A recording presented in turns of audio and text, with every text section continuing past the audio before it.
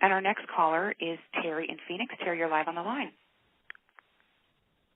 Hi, this is Terry Arman, and as you know, as you just mentioned, I'm with the Madison Street Veterans Association. And Congresswoman Sinema, when you started this, thank you very much for having this forum, by the way. It's just good, and the questions are just excellent so far. Couple of things you mentioned that, what can we do on the federal level to assist with veterans. And one of the things that I found with the Veterans Administration is they are very bureaucratic in terms of decision-making. There seem to be a lot of layers to go through. I've had experience in relationship to the Manor House, especially in relationship to opening our Women's Veterans Center.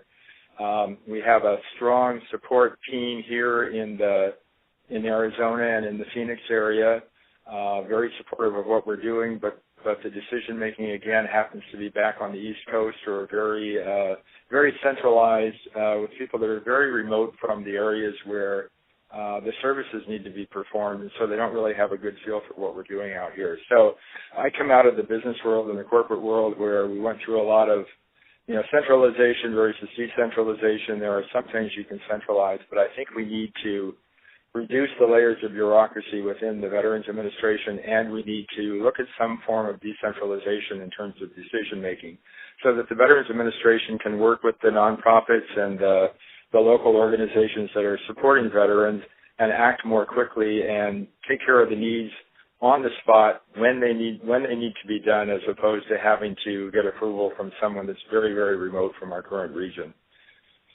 So that was my first suggestion. Well, Terry, I couldn't agree with you more. And thank you so much, not only for your comment and suggestion, but for your service. The work that you have done for years with the Madison Street Veterans Association, with the Manor House, and, of course, with efforts around connecting veterans to jobs. And, of course, the annual stand-down is just tremendous. So thank you. And folks who are listening on the line, if you'd like to find out how to get connected to Terry's organization, just press 7, and we can connect you with Terry's organization who can help. Or if you want to help them, we can connect you with Terry because his organization always needs help and assistance as well. So it's a two-way street here. Terry, your point is absolutely critical.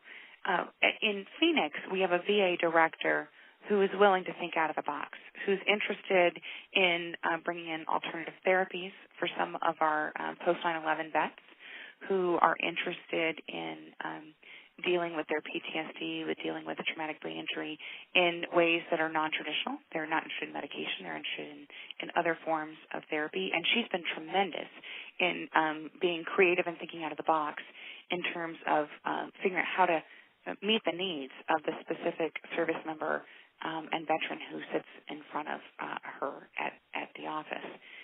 However, Washington, D.C.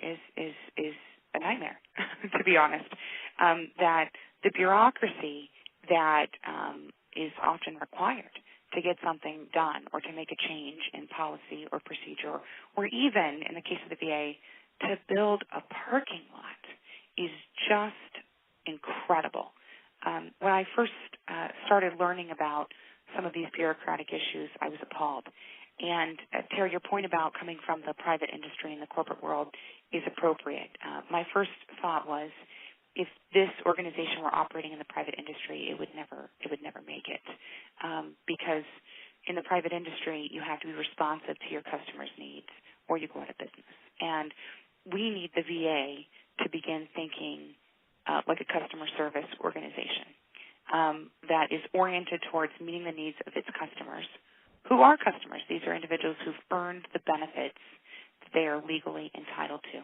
And the VA's position should be one of meeting the needs of the customers and ensuring that they are satisfied with their services. And that's going to take a change from the top down.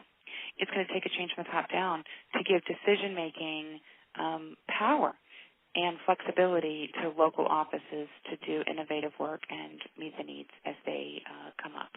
And what I can promise you, Terry, is that we're continually having discussions with the VA department in Washington, D.C. about exactly this problem.